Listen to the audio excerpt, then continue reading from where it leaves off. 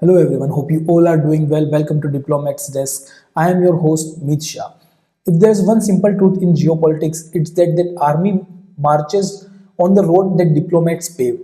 The uniform may carry a deterrence, but the handshake multiplies it. So today we'll explore the two operations that shows the how diplomacy is not a footnote to a strategy, but it is the strategy. Two moments when India's diplomacy turned uncertainty into a decisive action. Operation Sankalp at the sea and Operation Kaveri at the land. Both are recent, both are real, and both reveal how negotiation, access, and trust save lives long before bullets or bombs ever do. So let's start with the Operation Sankalp protecting the lifelines of the world. It began at the Red Sea, one of the busiest shipping corridors on the planet. Let's see something in history. In late 2023, a wave of violence began to spill over into maritime trade. After the war in Gaza intensified, the Houthi rebels in Yemen, backed by Iran, started targeting commercial ships with drones and missiles.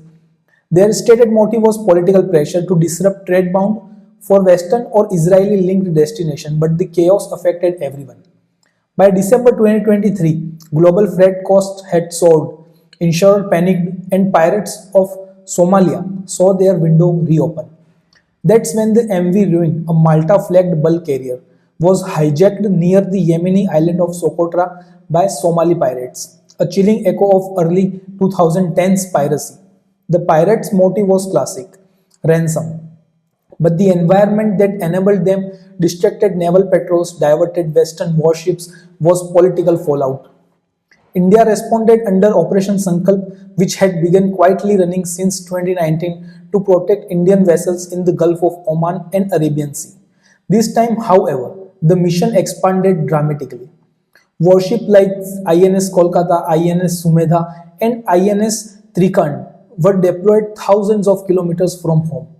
P-8I maritime patrol aircraft and drones scanned the skies for the hijacked ships. Marcos commandos stood ready for the interdiction.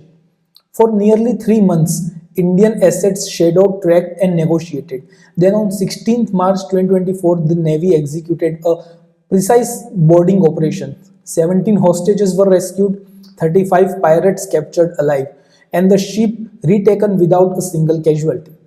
The hidden strength behind this victory is diplomacy. Every overflight clearance, refueling stop, and intelligence feed came from prior diplomatic agreements with Oman, Djibouti, Seychelles, and US maritime task forces. This was deterrence with a human face, not a war but a message. India can act far, fast, and lawfully.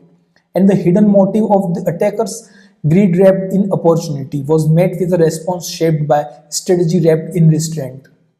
By March 2024, the Indian Navy had spent over 450 ship days, 900 flying hours, and saved over 110 lives in the Red Sea region. The world noticed insurance premium for ships in India escorted convoys dropped by nearly 15% for the first time in decades. India was not just guarding its coast, it was securing the commons. So that's why diplomacy makes possible the power to act decisively without destabilizing. Now, let's move to the next operation, which is Kaveri, diplomacy of compassion in war zone. It's like moving from sea to sand now, from waves to desert. In April 2023, Sudan, Africa's third largest country, collapsed into chaos. A brutal struggle broke out between general head of the Sudanese army and commander of the Rapid Support Forces or RSF. Both men had once shared power. Their falling out was personal, political, and frankly predictable. The Sudanese army wanted to integrate the RSF into regular forces to stabilize the country. The RSF refused.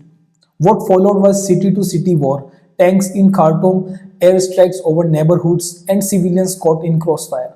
For India, the crisis was not abstract. Over 4,000 Indian nationals, workers, nurses, students, families were trapped. Airports were shelled, roads blocked, and water scarce. But within hours, Ministry of External Affairs activated Operation Kaveri. It was not just an evacuation plan, it was a test of reach and relationships. INS Sumedha sailed to Port Sudan. C-130J Super Hercules aircraft stood ready in Jeddah, Saudi Arabia. IAF C-17 Globemasters flew sorties through fragile airspace, sometimes with last-minute clearances. Behind the calm voice of the Indian ambassador, coordinating flights were layers of diplomacy. Negotiations with Sudanese commanders to open humanitarian windows, overflight and landing rights from Egypt, Saudi Arabia, and the UAE, refueling and safe zone coordination with France's base in Djibouti. By May 2023, India had airlifted more than 3,800 citizens and even evacuated foreign nationals who sought help. Each rescued life was a credit to trust built over years, the kind of trust that cannot be rushed during the crisis. When soldiers stood guard at the tarmac in Jeddah, as tired families stepped off those planes, it was not just an evacuation, it was a message to the world. India's reach is not limited to geography, it extends through goodwill. The hidden motives behind Sudan's violence, rival power ambitions, foreign funding, control over gold mines, and smuggling routes, showed how fragile domestic politics can ignite global emergencies. Yet India's measured approach stood out. It did not pick sides, it picked humanity. This is strategic neutrality in its noblest form. So, the broader lesson here is that diplomacy turns borders into bridges. Both operations reveals something profound. Operation Sankalp showed that protecting trade is now as crucial as protecting territory. The motive of pirates was profit, the answer was presence powered by partnership. Operation Kaveri, on the other hand, showed that protecting citizens is as critical as protecting sovereignty. The motive of warring factions was power. The answer was persuasions backed by preparation.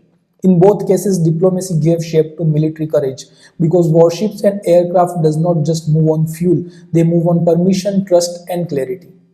That's a line I often recall. You cannot sail where you have not first shaken hands. And that's exactly what this mission proved. So, what does it all mean here?